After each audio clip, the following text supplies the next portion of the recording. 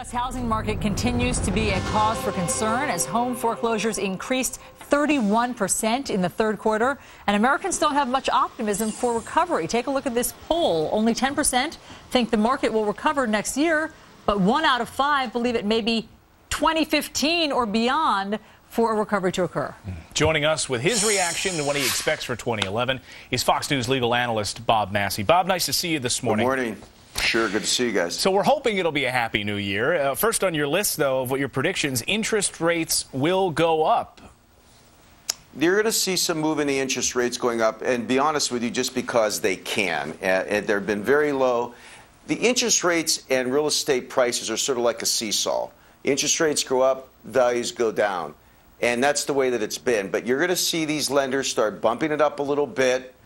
They're paying nothing for their money. They're making more money than ever before. But I do believe next year there will be a little bump north in reference to interest rates. But I mean, they're historically low. It won't be a catastrophe if they go up a little bit, will it?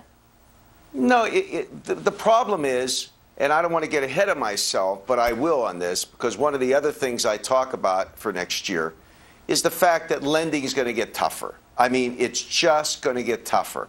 And the reason for that, and sort of let me backtrack for the other couple of items, you're going to see foreclosures at an all-time high next year. Why? And I'll tell you why is that? Haven't we hit rock bottom with that?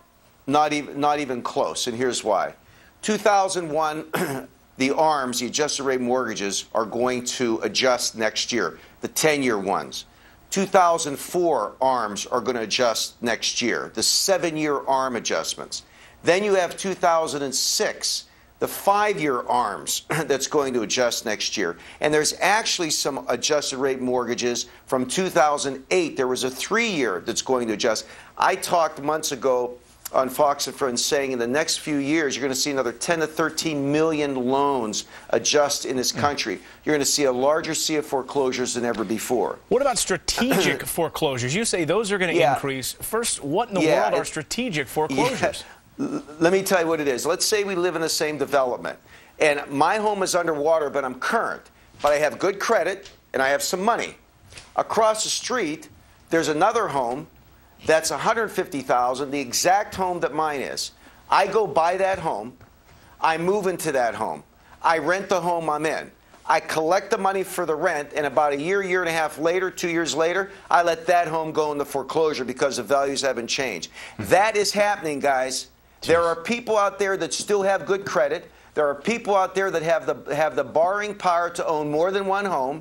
And there are people out there that are saying, you know what, I'm going to capitalize on this market, and I'm going to screw these lenders once and for all. I'm going to take the money from the respective rent that I get, and I'm going to dump this home in a year and a half. And when that happens, and it can, and it's actually happening now, you're going to see this market bottom out. There's a theory called buy and bill. Lenders hate to hear me talk about it, but it's happening now. It's that kind of thing. The only thing is, the homeowner doesn't wait 2 years. They buy a new home and they bill on the other one right now. So that's going to happen. Well, happy New Year to you too, Bob Massi. Thanks, Bob. Be careful in New York, guys. Take care. All right.